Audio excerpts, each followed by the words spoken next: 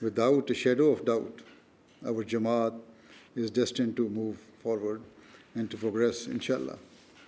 However, if you do not protect your faith and live up to the expectations and teachings of the Prophet Messiah Islam, then people from other nations will join our community and will become the standard bearers for Islam in this era. They will be the ones to propagate its teachings, whilst those who come before will be left behind.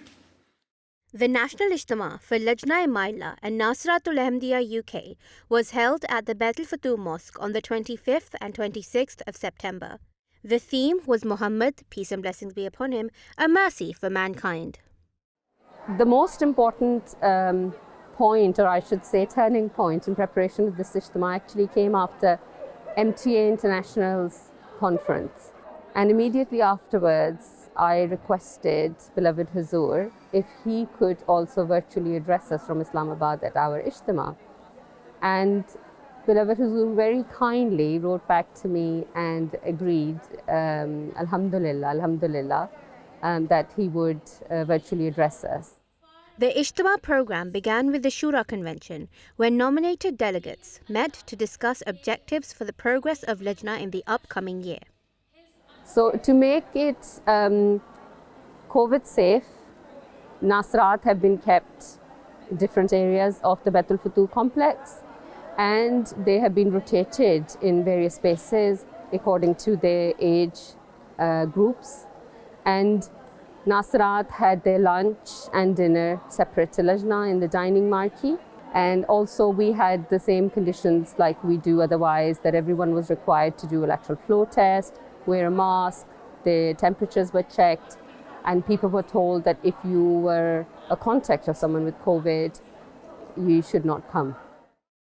A range of academic competitions, lectures, workshops and activities were held for attendees. So we have a Tai Chi class. We have an instructor who we've hired. She's a Tai Chi expert and she is going to help us to learn breathing and relaxing exercises. The Ahmadiyya Muslim Research Association is a group of researchers, students and professionals who support each other, and we like to encourage future researchers towards careers in science and STEM subjects and humanities and social sciences. This year's theme was From Darkness to Light, with talks and exhibitions focusing on advancements in scientific and humanitarian knowledge. The Amra Marquee hosted research-based activities for attendees. We also have a planetarium dome this year where we're going to do different shows for Nasrat based on different topics, including geophysics and astrophysics. On Saturday afternoon, the national president, Dr. Fariha Khan, addressed the participants on various matters relating to moral and spiritual guidance. The main highlight of the event was the live concluding address of Hazrat Khalifatul Masih V, may Allah be his helper, delivered from the MTA International Studios in Islamabad.